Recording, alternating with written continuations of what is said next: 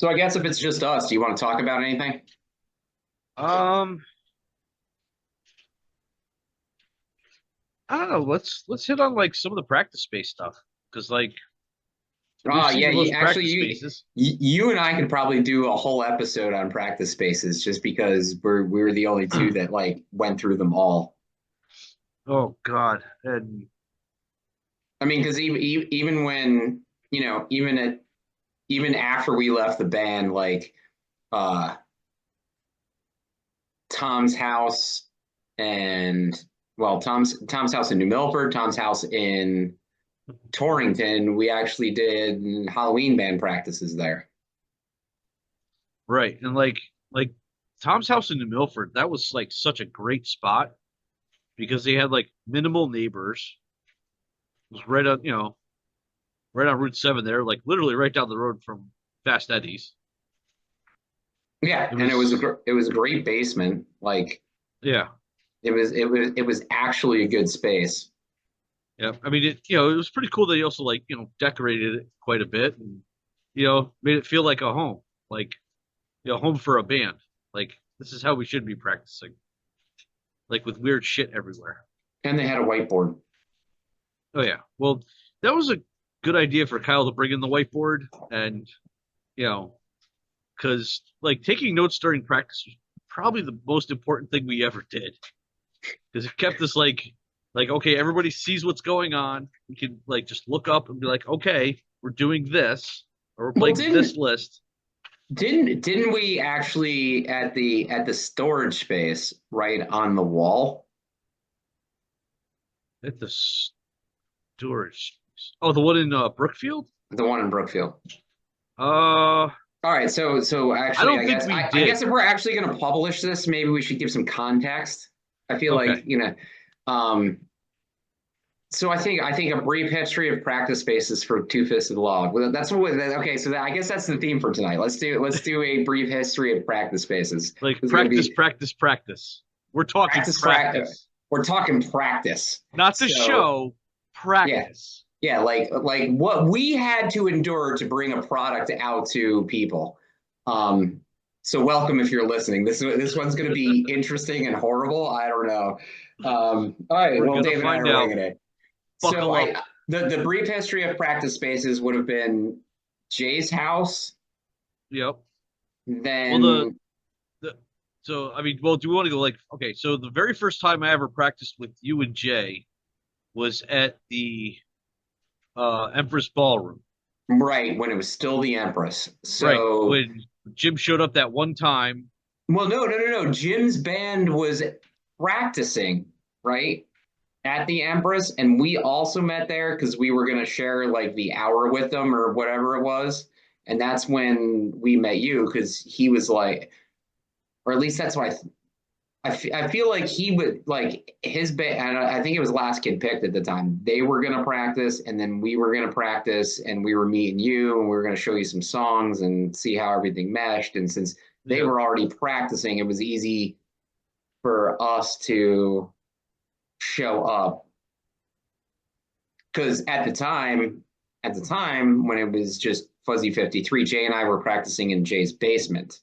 Yep. And the origin story behind Dave joining the band was we were practicing with the doors open, and behind his parents' house, yeah, I'd say Jay's basement, but it was Jay's parents' house. Behind his house was a corporate building. And John DeFrancisco, who played in a band with Jim, Shout out heard to D the Fran. he shout out to DeFred. He facilitated this whole thing. He was the catalyst for Two Fisted Law. Uh, he actually was on a smoke break or something outside, heard us playing. He's like, "That sounds like punk rock," and, and just walked over, just came over into the yard, walked right into the basement. He's like, "Hey guys, what's up?" And that's how we met him. And then so he's like, "Oh, you should come see my band." So then we went to see. It might have been Kidman at the time. Pretty sure it was Kidman. We could probably go back into the archives and find out for sure. Yeah, we'd have to get some timeline on that. And Yeah. so they were playing at the church in Bethel the following weekend. So Jay and I went and we talked to Fran and we met Jim. And Jim was like, "Oh, you guys need a bass player. I know this guy who plays bass. We're practicing at the Empress, on whatever day it was. And why don't you guys come? You can meet him. You guys can have like, some time to talk and see if you guys click." And that's when we met you. Yep. Actually, that was right around my birthday because Jim showed up at my house and he said, "I have a present for you." I was like, "What is it?" He goes, "I got you a band to play in." I'm like, "What?" So I was like, "All right, let's Worst see how this birthday goes." present ever. So it was right around August 4th. So that's about when it's like Well, probably August 9th that we did this. I think no, we might have actually practiced on August 4th because didn't we? So we met at the Empress, we hung out, we played some songs, and you're like, "We're going to Boppers for my birthday." Oh my God. And so we're like, "Fuck it, let's go to Boppers." And we hung out with you and Katie, and I think, like Jeff was there and some other Yep. people. And we're like, "Oh, this is, we're in. We're in. This dude is awesome. Like, even if the music sucks, like, we're going to be friends for a long time." And you weren't wrong. And we weren't wrong. I mean, Nope. because you think about it. So that had to be what, Oh, 2001? that was 2001. It was the fall. Well, it was the summer. It was right around your birthday, and it was the summer before you got married because we ended up going to your wedding the next May. Yeah, that's true. That's because you guys showed up late. And like I remember sitting there at the church and you guys come running in and I'm like, way to be on time, guys. Like, let's go. We Like were we were your well, new I was friends. about to walk Nobody. down the aisle. You guys are like sneaking into the church. Like, good job. But that was a fun wedding. That was good. That was a fun wedding, yes. I mean, So just between Fat Ricky, Big Jim, and Jeff doing the dog pile on you. yeah. I'm surprised you didn't die. Yeah, we could put up a picture of this. Like I think we have it in our wedding album. So if you want to see like calculate the amount of weight on top of me. Oh, you'll text it to me. I will insert it into the video when I'm getting better at doing the video editing part. So Nice. I will actually, I will add that. So all right, so back to practice spaces. So we So go that yeah, so we started there at Empress. And I remember they're like, okay, we could practice at Jay's basement. So I show up at Jay's basement and I just walk in, like I got my stuff in the truck, always have a truck. And they're like, yeah, we'll go out the basement here and we'll bring our stuff around, and that's when we stepped on the bee's nest. We both got stung. I think Jay stepped on the bee's nest, and you and I walked right into it and got stung the fucking hell. Oh yeah, I got Remember, I got stung on my hand and it got infected, I and got, I had to go get a shot in the butt cheek. yeah, I got stung on my arm, and my whole arm swelled. I got like broke out into hives, and oh, that was just awful. Yeah, yeah, that was a great start to punk rock practice right there. Right. But once we convalesced and healed, it Yeah, was I a mean, pretty regular thing down in Jay's basement. yeah, for the listeners, so we couldn't play because both of us got stung to shit, and we were swollen like fucking Martin Short. And what was that movie he was in with Steve Uh, Martin where he gets, and they're like, "Are you okay?" And he's like, "I'm fine," and he's like all swollen. I can't remember the name of that movie. We'll have to look that up, or if All somebody wants right, to text it or put it in yeah, the comments. put it in on the comments. We'll give you a free T-shirt.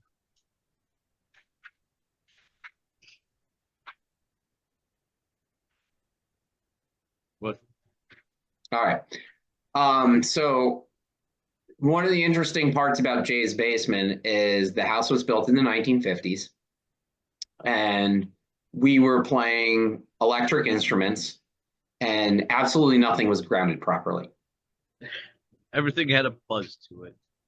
Everything had a buzz to it, and every mic was a hot mic, Yeah. which I remember repeatedly getting zapped just by touching a microphone, like the Oh yeah. for If you got too SM58s. close, that's probably why I never wanted a microphone because I didn't want to get electrocuted.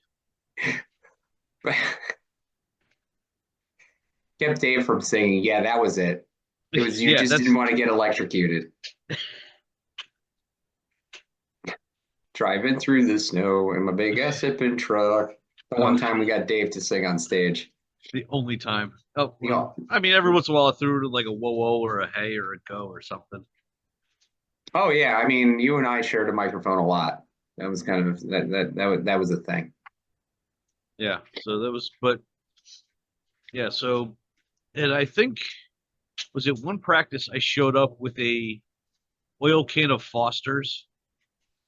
Like I was driving to band practice, so I was like, you know what? Let me grab a quart of beer. We just got a big big can of Foster's beer and just showed up and like everyone was like, "Oh, we could bring beer to practice," and that was like the downward And spiral. that was yeah, that really opened it up. And then it was like, oh, we'll just do oil cans. And then it was like, no, we'll just do a 30 rack of Miller Lights. And then it was like, oh, well, it's Saturday. We could do 2 rack of Miller Lights. And then we'll go to the bar afterwards, after we go home and shower and change and grab our girlfriends and all Yeah. head out to the bar. Oh my God, we drank so much So beer yeah, in the yeah. basement. Yeah, if you're wondering where some of the subject material for Two Fisted Law came from, this is where. Like when we weren't playing shows, we were barely writing songs, and we were drinking heavily. The other thing we did at Jay's house, and this is actually, um, so yeah, we did this, and we had Mark and Steve come and go. And even when Kyle joined the band, one thing that was kind of a constant always, even when it was just you, me, and Jay, was we play wiffle ball in the backyard between sets. And what we did is we had one guy pitching, one guy hitting, and one guy playing the field. And the rule was is if you hit a pop fly and somebody catches it, everybody rotates. And we did this for hours on end. Oh yeah, it There was were like there were yeah, if it was nice out, we'd probably be playing more wiffle ball than actual music. yeah, yeah. So that's we got really good at wiffle ball. We did. We Um, got super good at wiffle ball, yep. which So, is but then which is going to parlay into the next thing we're going to talk about when we get to the Brookfield practice space. But we're not there yep. yet. We're not there yet. So There's one more story we got to tell about Jay's house before we move on, and it's really a shame Kyle is not here.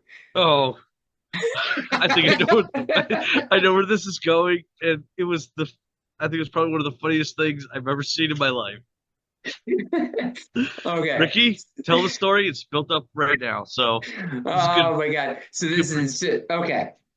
So again, when we refer to Jay's basement, it's Jay's parents' basement, not Jay's basement. So Jay's parents live there.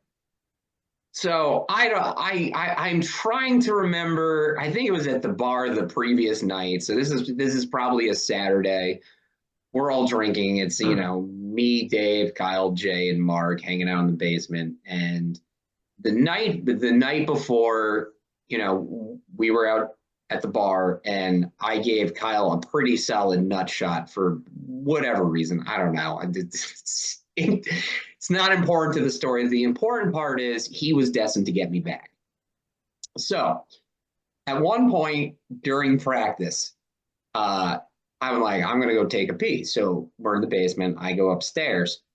Well, so Jay's parents' house obviously had, well, it's not obvious, but it had 2 floors. Somebody was in the bathroom on the first floor. So I was like, okay, I'll go upstairs to the second floor. So I go upstairs to the second floor. Well, Kyle gets the great idea. He's like, oh, I'm totally going to get Ricky when he comes downstairs. He's not even going to be ready for it. And he's like crouched and hiding by the door. Here's the toilet flush. Now, mind you, I am still in the Upstairs bathroom, not the downstairs bathroom. So he hears footsteps. He hears the toilet flush. Hears footsteps coming down the stairs. The door opens to the practice space because the practice No, space I was in think the he was down in the well. like the bottom of the There's the stairs was in the unfinished finished. There was the finished part of the basement. That's where the stairs came down.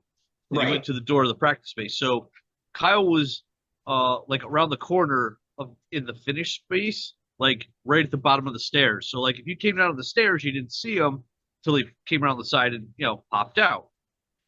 So like he was like right there Oh, because he okay, didn't see who was coming down the stairs. right. So he hops around the corner and just goes right in Like the nuts. Unfortunately, it wasn't me coming down the stairs. It was Jay's dad.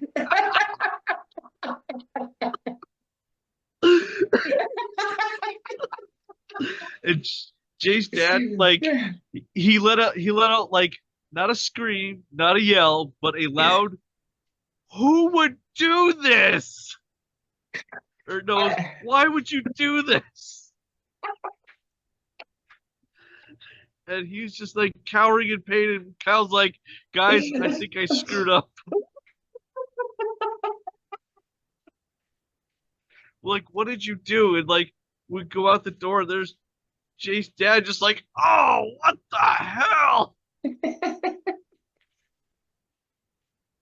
We're like, "Yep, we're gonna get kicked out of here." So it wasn't long after that we stopped practicing in Jay's band.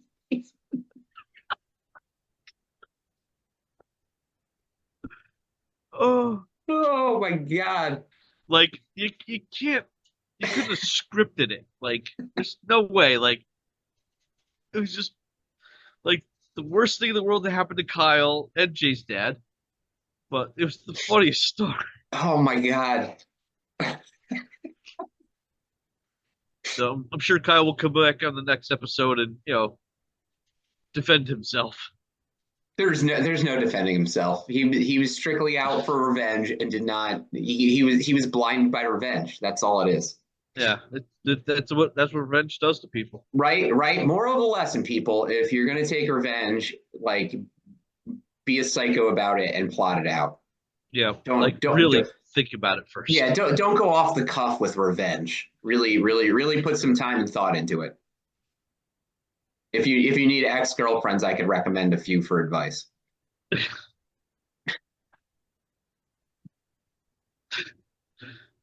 So all right, so after that we yeah, So so at we made enough noise there for a while at Jay's parents' basement.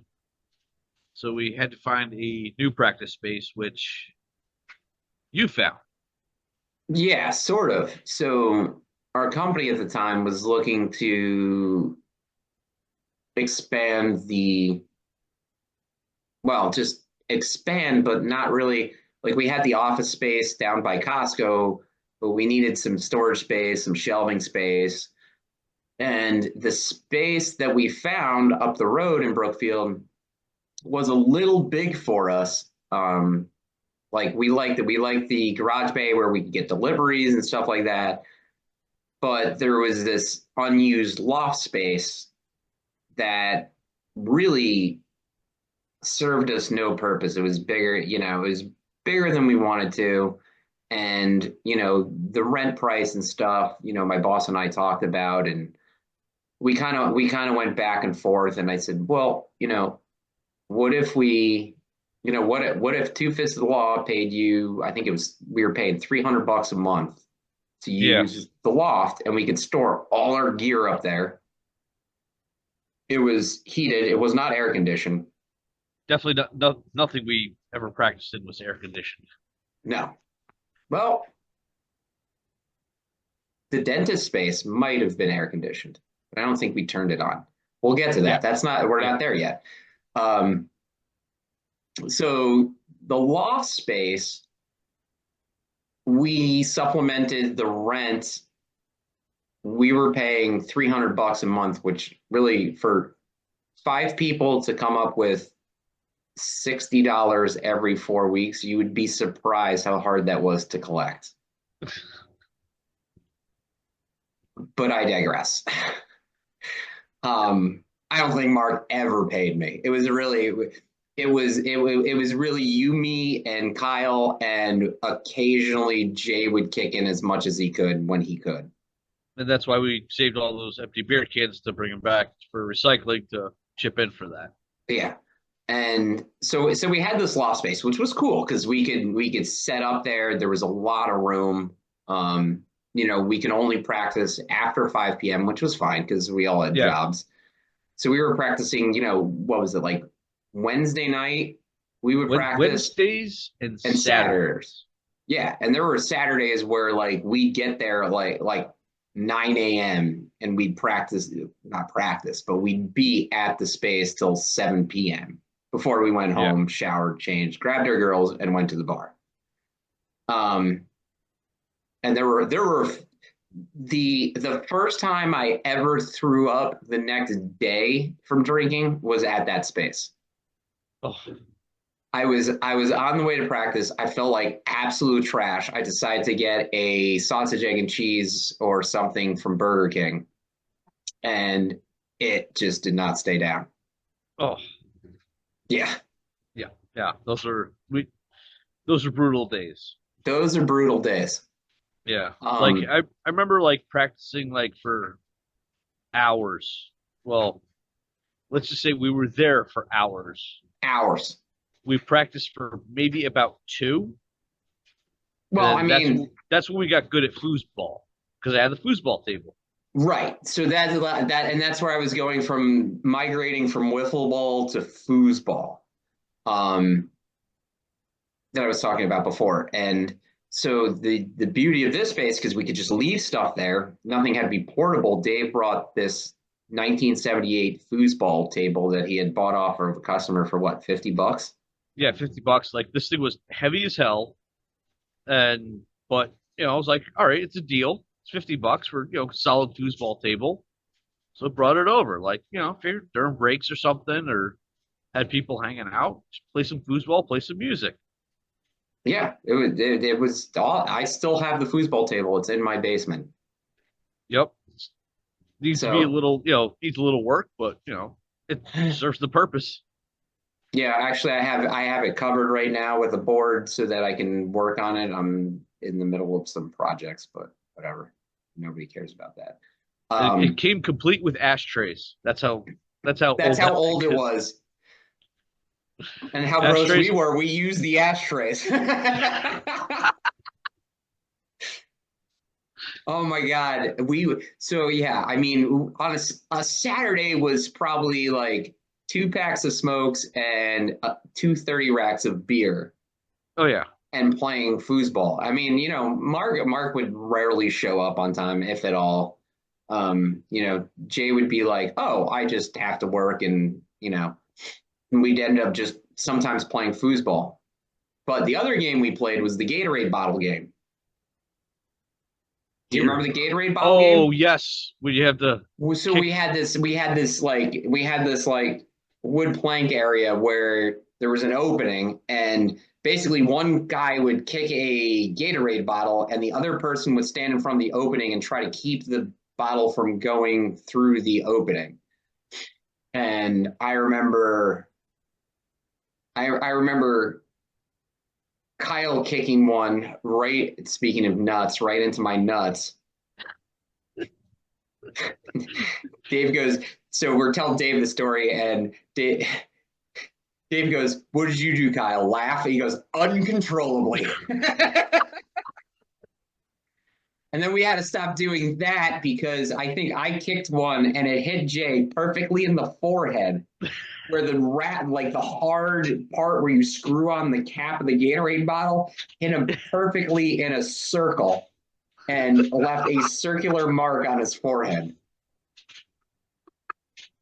It was the end of the Gatorade bottle game. We just went back to playing foosball at that point. I hit him in the nuts, and what did you do? Laugh uncontrollably. Laughing about that. For anybody who's listening to the audio only version, I recommend at least skipping ahead to this point and watching Dave laugh uncontrollably right now on the video. It's pretty funny. Well, I mean, you walk in and you're just like, what the hell did you do? He's like, well, let me tell you this story. And it was just like, what the hell do you knuckleheads do? One of the many idiot things we did there. Yeah. So after, So that's where, so interesting story. That's actually where so Jay's basement, I'm just looking over this because I've got my music and notes up here. So while we're going over practice space, we did some home recordings, and I was kind of get like when we started, like digital audio workstations were just becoming a thing. So I had a session Q8 and built a machine because I refused to use a Mac that would work with Cakewalk. And so we actually did two recordings in Jay's basement. We did the TFL Interactive, which had, I'm just going to go over this really quick, had Time, Young Mentality, which ended up becoming Anchors Away, Geek, and Little Something on it. If you remember any of those songs. I know. And then we also did a recording in Jay's basement, which was the Master of None collection, which was, I don't think you were on. That was when Steve and other Kyle were in the band, not Kyle Tricola. And we did Family Song, Far Away, Master of None, and re-recorded Young Mentality. Then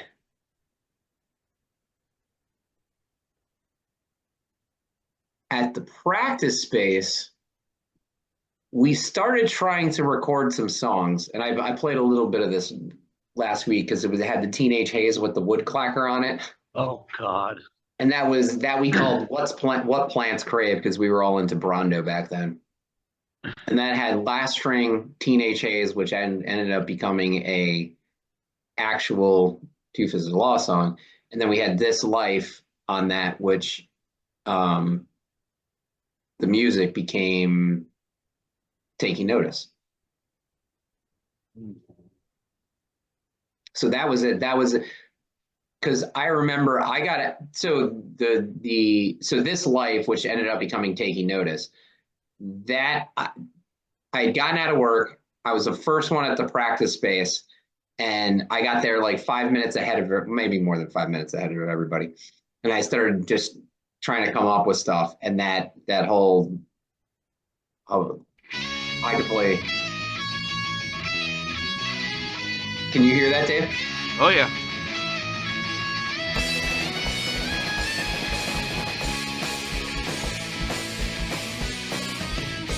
Yeah, that I came up with while I was waiting for everybody to show up.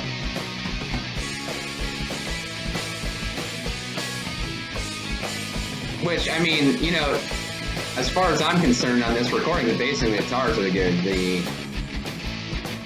But you know, to toot our own horns. But we had started recording those and we could not get Mark in to sing or do any of this. So one Saturday, Kyle and I went up there and we recorded. So he actually did the vocals. Let's back up. You guys want to hear Kyle singing?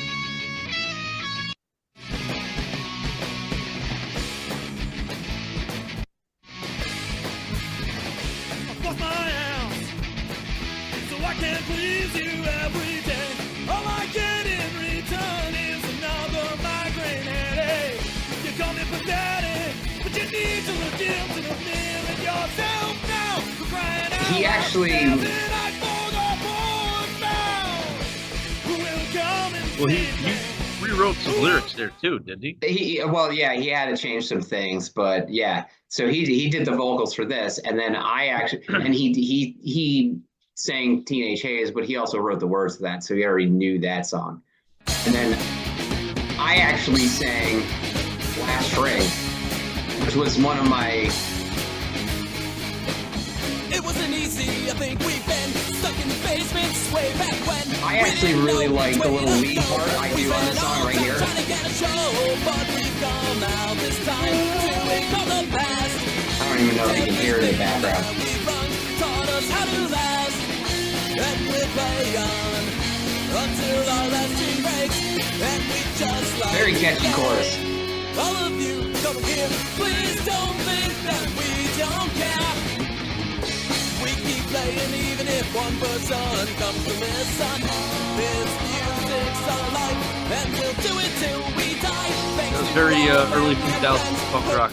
Oh right there. yeah, and actually, I give props to Kyle because so that the part he actually recorded.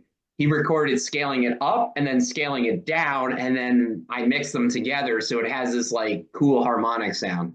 Ah, And he and I spent a whole day just doing these 3 songs, recording the lyric, and we're like, fuck it, we gotta have something to give to people because we can't even get Mark here to record the lyrics. And if we don't have anything to give out or like people to hear us, like this is so. Whoever listened to the first episode and we talked about how Kyle and I wanted to go out and play shows and do stuff, and this was part of our frustration. Like we couldn't even get, we had this cool practice space. We had what, like 13 songs or something ready to go at that point. We had quite a few songs like written and like ready to go, but just like came time to play shows, just like pulling teeth, it was, and like you wanted to have something to give out, and we're like, well, we gotta record something so that we can give people something so that they can listen. Like tape, CD, shirts can only go so far. Like can't listen to a shirt. Right. So anyway, so we spent a day finishing those songs. So I'm glad I have those still because it's an interesting period of the Two Fists of the Law history. No Manakapisai. Oh, Fiji again. Copyright check. Yo! Yow! Yo! That's a joke that spanned the entire existence of Two Fisted Law. Good on you, Lisa. I read a check. Yo! Yow! Yo! Seriously, like, you order something from a company, then they send you the 20% off, like, email or whatever code. Like, I just bought something there. I'm not going to buy more crap from you just because I got 20% off. Some people might, though. Oh, my God. It's, like, it's annoying as hell. Like, especially with social media, like, you buy something, you go to a website, and like, oh, buy this, this, and this. Like, no, I just bought that crap. I'm not going to go buy it again. Right. Sometimes the algorithm doesn't work. Like if you've made the purchase, like get better algorithm. Yeah. Be like, hey, we saw you bought this. Maybe you'd be interested in this. But like, no, you got to be like, oh, here's an advertisement for the same piece of crap you just bought. See, you know what? Maybe I should put an ad break in there and get some revenue out of this because this would be a perfect fucking like diatribe to come back to after products and services. Absolutely. Who's got a sticker? Who's got a sticker business? They got, like bands love, have stickers and people love stickers. Come see Sticker. Go to sticker.sticker.sticker.com. Go to sticker.sticker.com. For all your sticker needs. For all your sticker needs. That's such a weird word. I will tell you.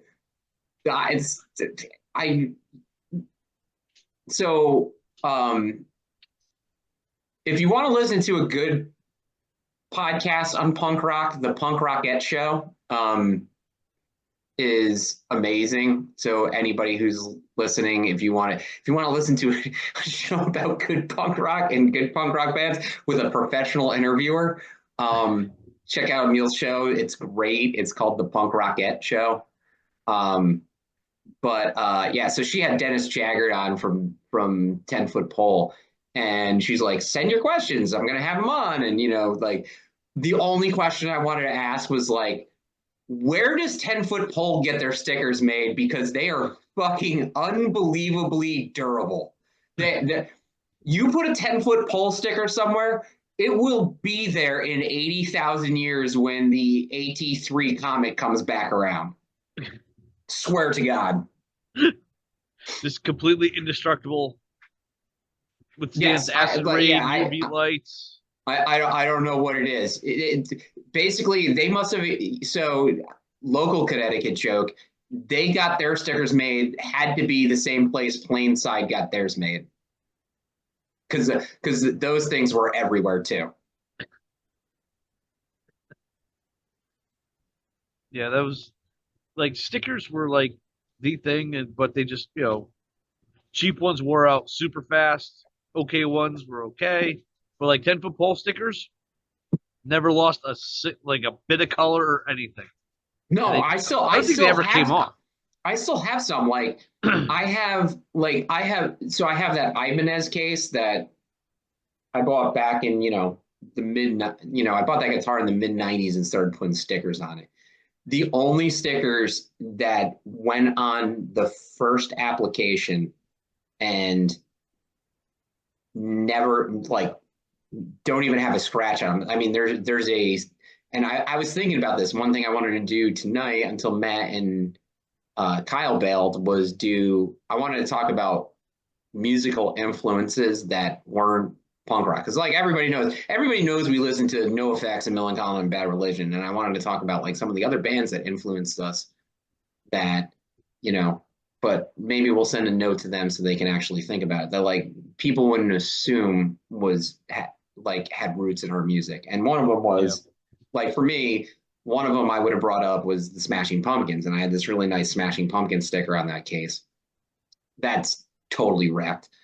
But the only two stickers that survived on that case, from day one, was a 10-foot pole sticker and the grip tape that came with one of my World Industries decks. So I just want to put the 10-foot pole stickers in the pantheon of skateboard grip tape. Yeah, that's like Like the most durable thing ever made. And that guitar did some heavy traveling. It didn't do a lot of touring, but it did a lot of heavy traveling because it was the guitar I played pretty much through college. So it was going back and forth on the plane with me to and from Florida, every time I went down and came home. So Yeah. Even though it wasn't touring heavy, that case took some beating. Anyway, props to 10-foot pole for amazing stickers. Moving on. back to the practice space. Right. So did we cover everything from the loft? Pretty much. Like, I think we need to cover, because I want to make sure that we cover the loft, because this is where the history of Two Fists of the Law gets interesting. And it's the loft. The loft is a pretty important cog in the Two Fists of the Law story. And so, like I said, we were renting the space from my company, and we had decided to get rid of that space. And at this point, we no longer had anywhere to practice. And we were kind of at a crossroads at this point. So we had gone, I mean, we'd played what, 2 shows at this point? 2 shows in like 3 years. Yeah. Like, it was like, what the heck are we doing? Yeah, very, very disappointing. And you, me, and Kyle were very frustrated. And we didn't have anywhere to practice. Like, everybody's equipment was kicking at home. We hadn't played any music for 2 or 3 months.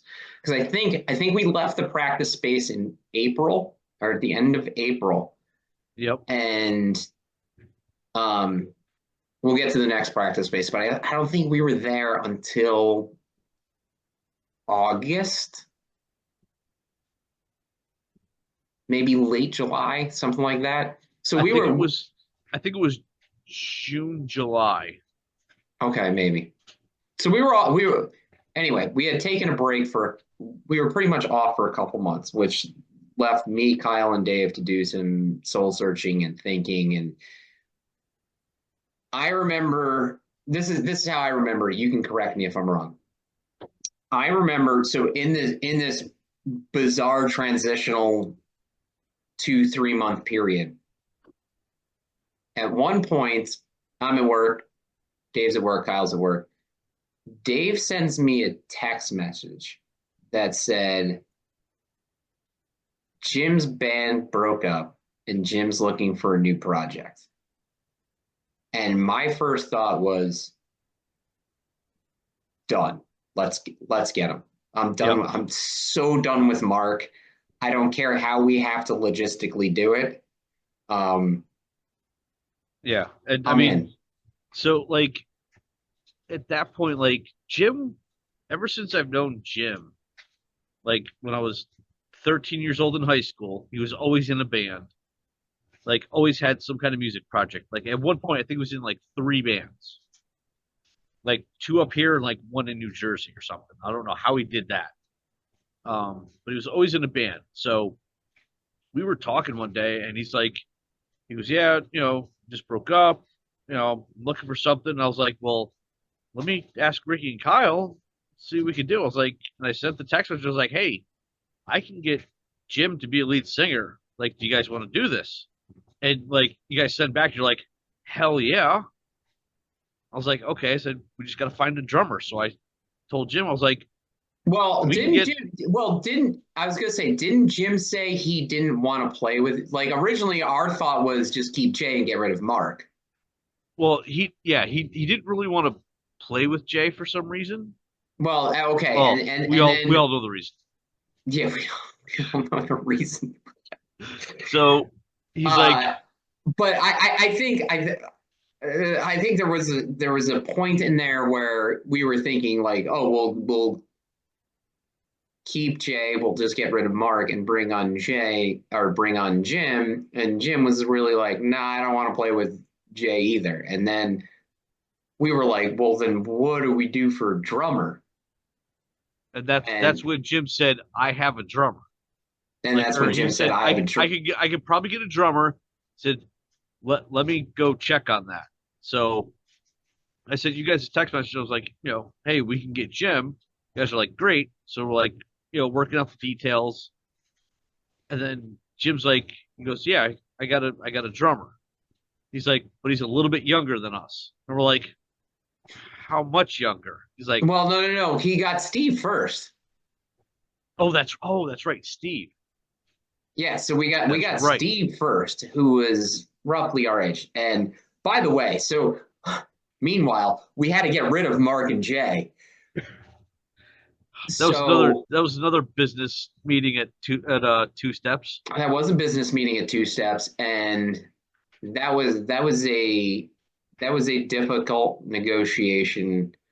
Jay knew the one thing we wanted was the name Two Fisted Law, and he wasn't going to let it go easily. Yeah. And I basically had to forfeit all of the digital audio workstation equipment I had amassed from 2004 2007 to give to him to get him to agree to let us have the name Two Fisted Law in that meeting. Yeah. Yeah, And that I don't was and this is 2004 to 2007. Digital audio workstation was equipment was not cheap. And I mean, technically, I mean, you could see the what's it called? It's over here. The Firewire 410 probably has more processing power in it than the Session 8 did. But like man, I had to give up like $5,000 in equipment to keep the name Two Fisted Law. yeah. Sucked. I took it on the chin that day, but Yeah. I will say what ensued is fucking priceless. So I can't complain, but I still think of that, and it's like tough pill to Yeah. swallow. Yeah.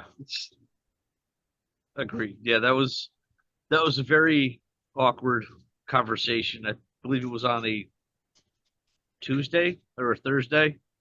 Yeah, and I remember Jay saying something along the lines of like, we're moving up. Like we flat out said we're moving on from Mark. And I Yeah, think our strategy, which actually worked out, was we were hoping he would say that, well, if Mark goes, I'm gonna go. And he kind of did. And we're like, oh, this is gonna make it so much easier. And then he was like, but you guys can't be Two Fists of Law. He's yeah. like, Like if they you wanted to guys, squash the name. he wanted to squash the name because he knew it was Yeah, awesome.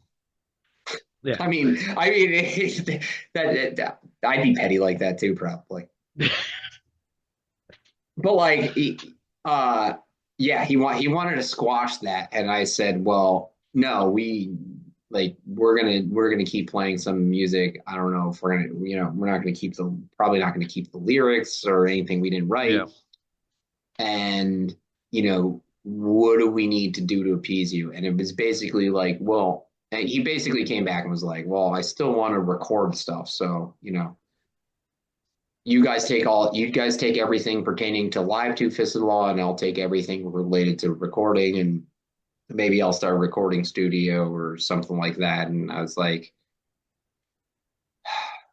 all right, I didn't know what it was going to be at the time. I didn't know it was going to be the fucking time of my life, or so Yeah. whatever. I slept like shit that night, but it all worked out. So I'm not gonna, obviously I can't complain. So anyway, so we got rid of Jay and Mark. We got Jim and Steve, but we needed a practice space. Yeah. And And that's when it was yeah, so it so wasn't like a Russ, who worked as a bartender at Two Steps, where, by the way, anytime we're referring to a meeting at a bar or hanging out at a bar, it was, unless we say otherwise, it was probably Two like Steps. assume it was Two Steps because that was like home base. Yeah, that was home base. Like Kyle broke my jaw at Billy Beans. We'd hang out at Larry's, but like if we weren't seeing music or basically being a pack of Wolverines in the bar, it was we were at Two Steps. Yeah. Yep. Um, so Russ, who was a bartender there, also taught yoga off hours and rented a place from a dentist in Danbury, and said, well, he rents the space out, and you know, I have a key. You guys, I'll just book the space. You guys can rent the space from me. It'll help supplement, my Yeah. rent for the space, and you guys can practice there.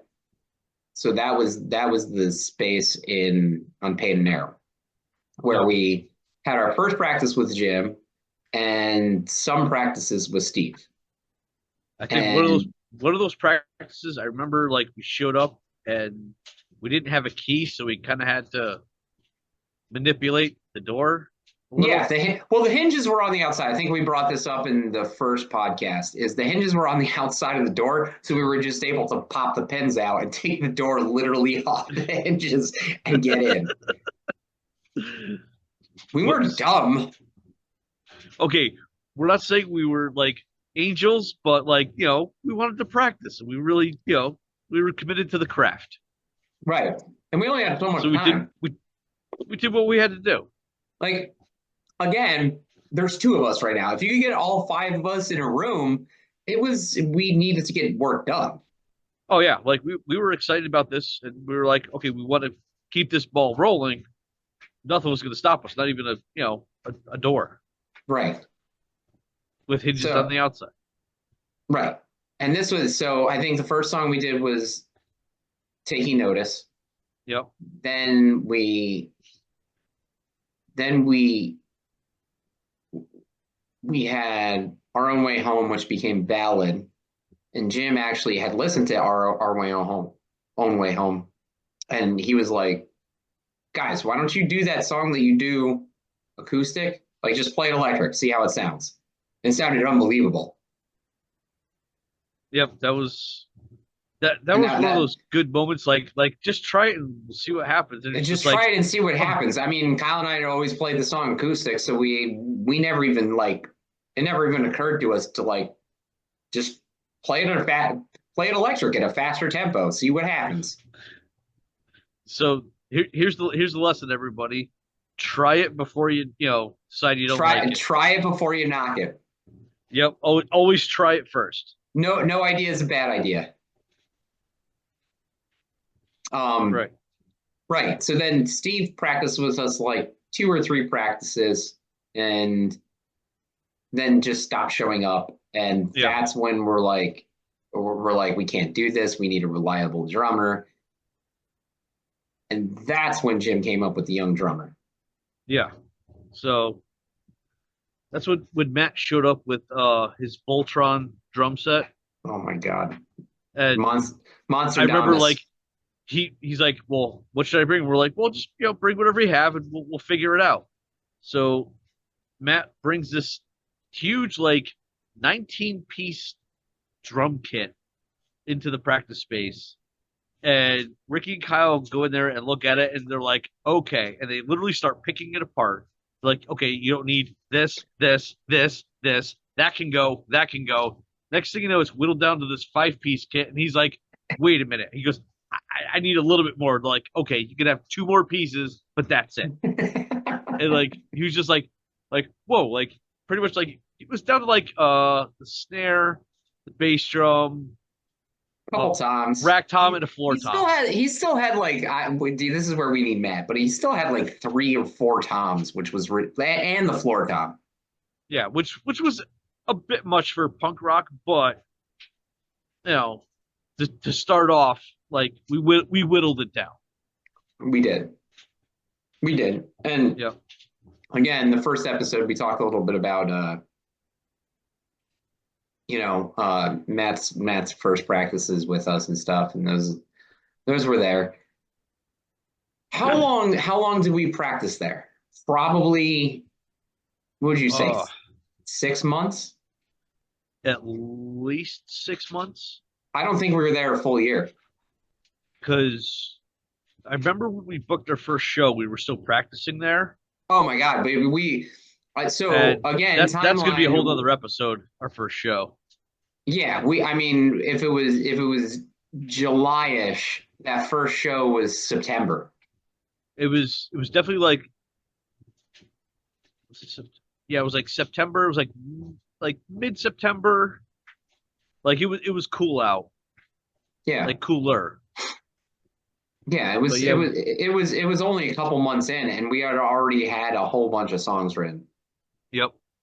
I remember we did go through the winter at that practice space because I remember driving the trailer from my house to the practice space and it was a little icy out because it was like a winter storm kinda. And when you're going around a back road with a trailer on the back of your truck that's empty and it starts sliding, you make a few life choices right there about what to do.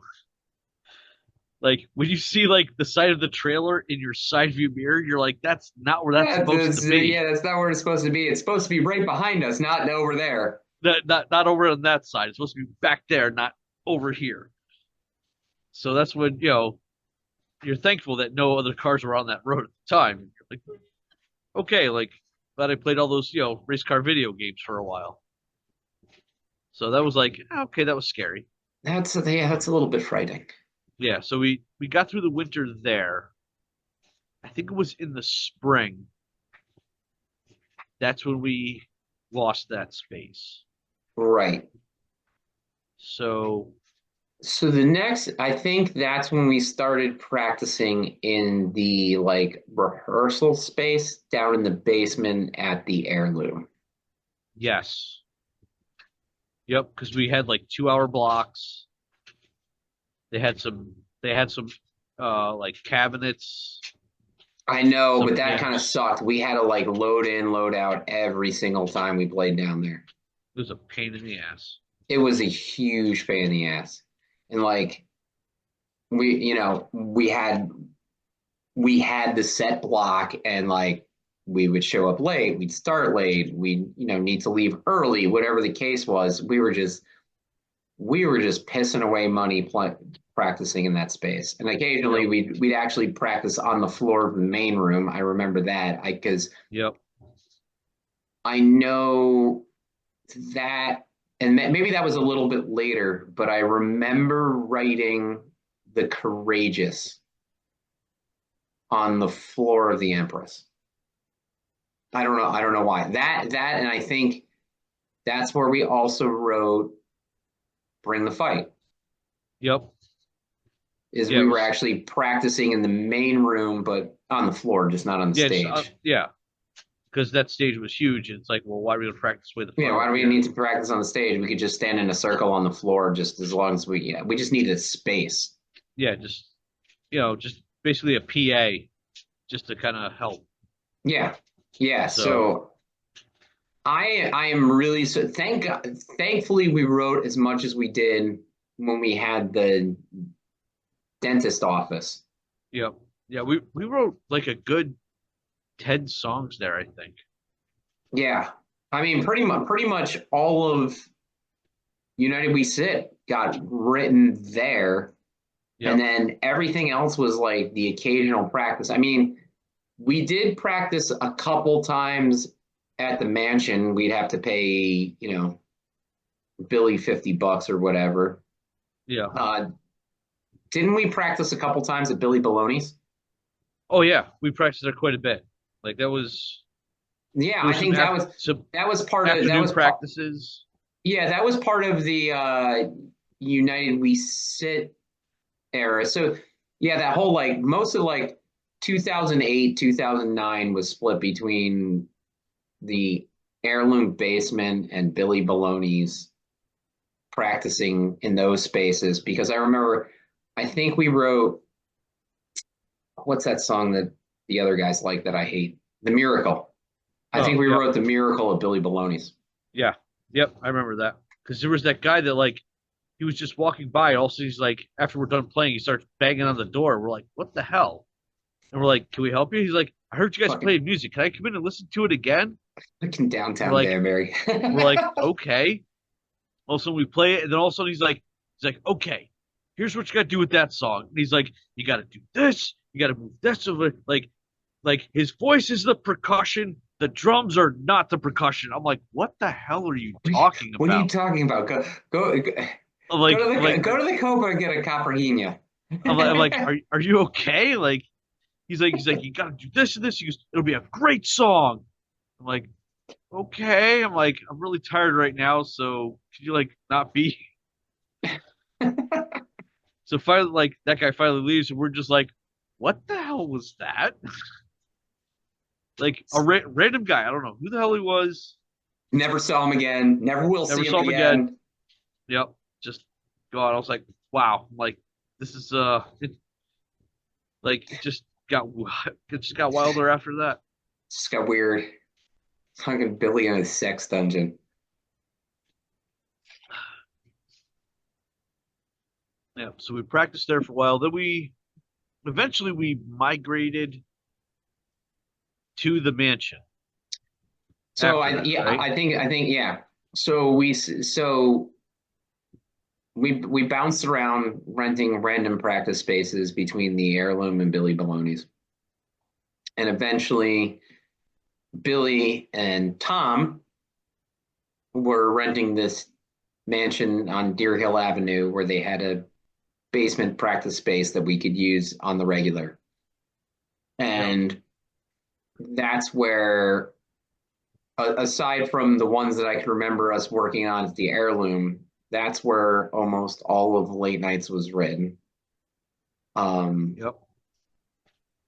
and that was our steady practice space from my standpoint, and probably from yours, till we both left the band. Correct.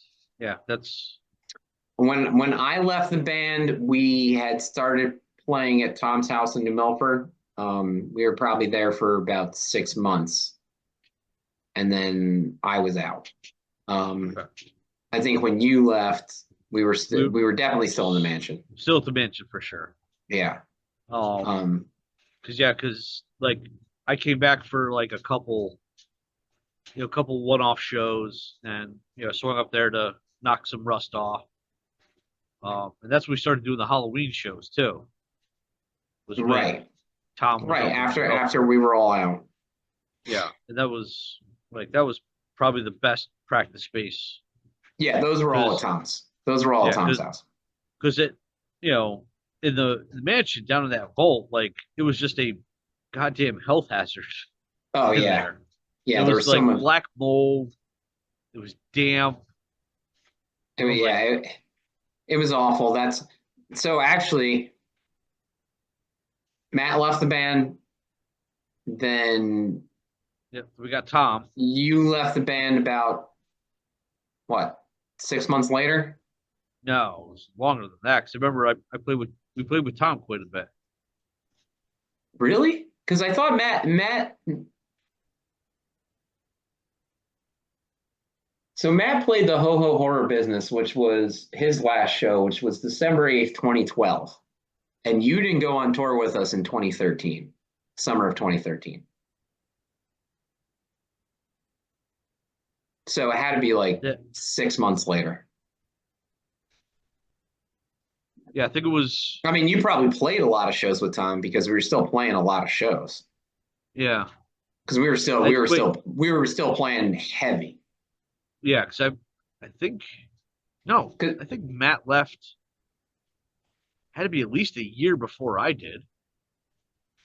Because I remember we played a lot of shows with Tom.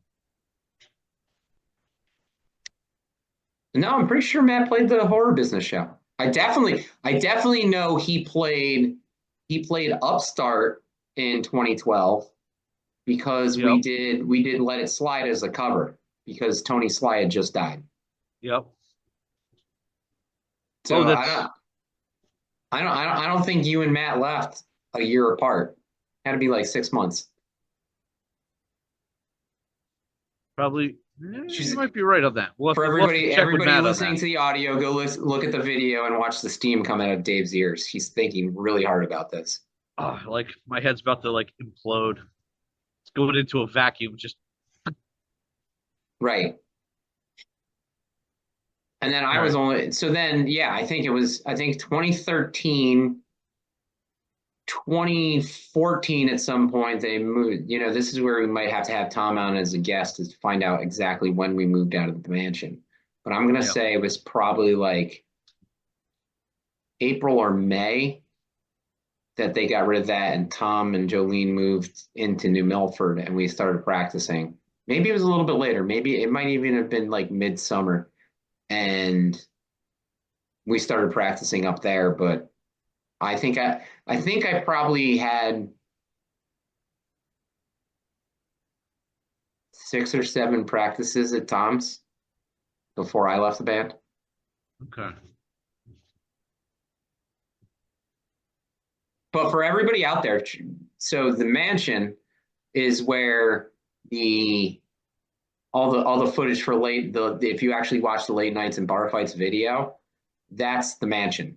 So there's the practice space is in that video, and then the upstairs where you see everybody Yep. dancing In and that us ballroom. playing live in that ballroom. That's like Yep. just the family room of this mansion. Yeah. Like it was a huge house. Like it was Yeah, it was laid out like really cool. Like it probably could have had like a secret like room behind like the bookcase type house. probably, but I wouldn't want to go in there because if Billy found it, it's probably just covered in disgustingness.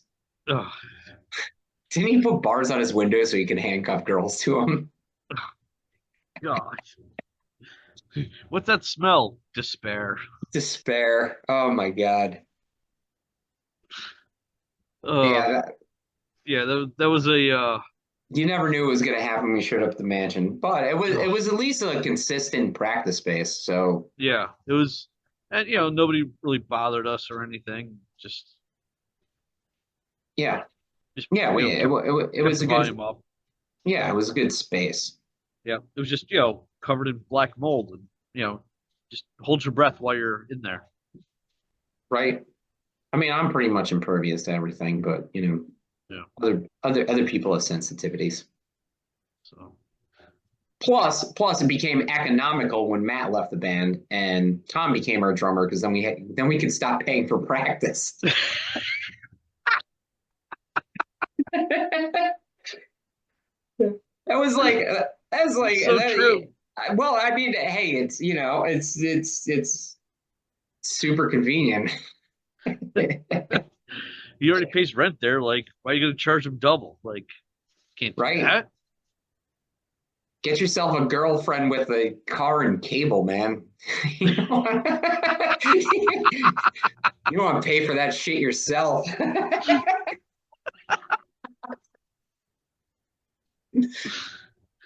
Oh my God. You just kick, dude. It's a brand new car. It's a '96. 96. Oh my God. All right. Well, Well, it's okay. getting. So yeah, well, yeah, I mean, and then we parlay into, Tom's basement. And I think, that's where the rest of the story would take place. But at that point, it Yeah. was, you know, you, me, That's Matt where. were gone. Yeah. But we did. I just want to. I will end on this. That is where. So Tom's basement. Fast forward. So I left in December of 2014. 2 years later, we did the Two Fists of the Law final show, or 2.5 years later, whatever. Hold on, I can look over here at the date again. 2017. August 12th, 2017. Yeah, it's right there. I got it. Yeah, I got it over there. We did have the practice for that show at Tom's. So Yep. the final Two Fist Law show practice was at Tom's. So they were still obviously practicing then. Yeah. Which was a great space. But And then, we also utilized it for when we did the Halloween show. and we also used it for when we did the Halloween shows.